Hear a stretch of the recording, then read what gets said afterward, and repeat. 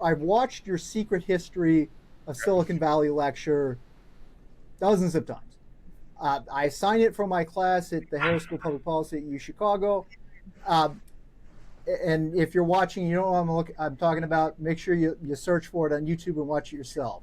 The point Professor Blank makes is that what we know as Silicon Valley now is rooted in defense money. That's a gross summation of it. That I encourage you to take a look. Question is this: can that same story be told in the present day? Well, the other part of the story was it was an accident, right? The guy who helped start the valley thought it was going to be a microwaves and defense valley. It turned out the next wave was a semiconductor valley. The next wave, which built on top, next wave was a personal computer thing. Then it was an internet valley. Now it's an AI valley. That is, yes, it started in microwaves and defense, but so the answer is for Chicago, you could decide it's a defense valley based on, for example, quantum work coming out of the quantum initiative. Or, gee, I don't know if manufacturing is still part of the Midwest, but when I was young, I used to work in automobile factories and steel plants, and I still remember we made stuff. And if so, that is, what's the expertise that's around there? I'd be making multiple bets if I was doing economic development. I think defense is a likely bet. It has a cultural problem that took us 5 years in Silicon Valley. When we started the Gordian Knot Center, gosh, about 6 or 7 years ago, it was a pretty lonely time to be talking about defense on a Stanford campus after Snowden and the rest. But it was pretty obvious to some of us who see over the horizon that for the first time ever, the Department of Defense was going to no longer own all the technologies needed to deter or win a war. That is, it was obvious that they were going to have to go out for AI, machine learning, and autonomy, and synthetic biology, and commercial access to space. But it wasn't obvious to the Department of Defense at the time. Luckily, we got funded by the Office of Naval Research that did see over the horizon, and we started helping acquisition folks who were designed to only work with prime contractors and assume our service labs and FFRDCs had the best technology, when in fact in the Valley we were seeing that wasn't the case. So I'm just making the point, it took 6 or 7 years, and in fact Hacking for Defense is now 10 years old.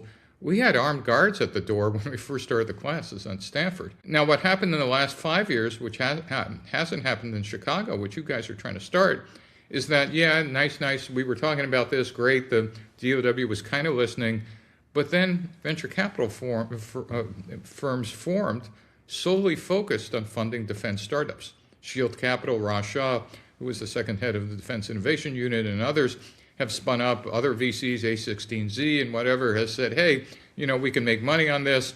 And then, of course, having a couple billionaires start, Anduril and SpaceX, and use their money not first to only build the product, but to sue the hell out of the Air Force and the Army to actually get traction. I'd add Palantir as well. They and the early VCs are the ones that kind of pioneered this ecosystem. At the same time, we were creating a cadre of students who were interested and engaged on the toughest problems. So what I'm trying to point out is that there was an ecosystem that happened not through coordination, but actually one watching each other and going, look at SpaceX and Andrew. Oh, look at what we're doing with our students. Oh, finally, and what happened this year or last year is finally, at least for the acquisition part of the Department of War, private equity acquired it. And what I mean by that is the Deputy Secretary of Defense, Feinberg, was the head of Cerebus, or co-founder, a $70 billion private equity fund. Head of the Army came from private equity. His number 2 comes from private equity. Same for the Navy. So now we have people who actually understand how to write tens, hundreds of billions of dollars of checks, where before we had people who never managed a lemonade stand in charge of aircraft carriers and F-35s. And the results kind of showed that. And this wasn't they were dumb or bad. It's just that they had no experience at deploying capital at scale. And what you're seeing inside the Department of War right now is essentially what PEs do, private equity firms do, to roll up organizations. They kind of take all the silos, they put them together, This is this new structure called the portfolio acquisition executive. They kill things that aren't working. They have rapid paths to, I mean, we're just seeing private equity at play. So back to your question about Chicago, I would be thinking hard about the multiple pieces focused on entrepreneurs, not just policy. How do we kickstart multiple entrepreneurs working on serious problems for the DOW, and how do we make that attractive?